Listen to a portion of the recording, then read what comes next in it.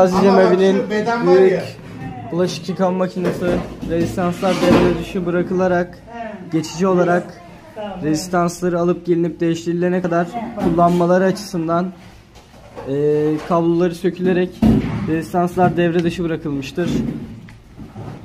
Böyle kullanmalarının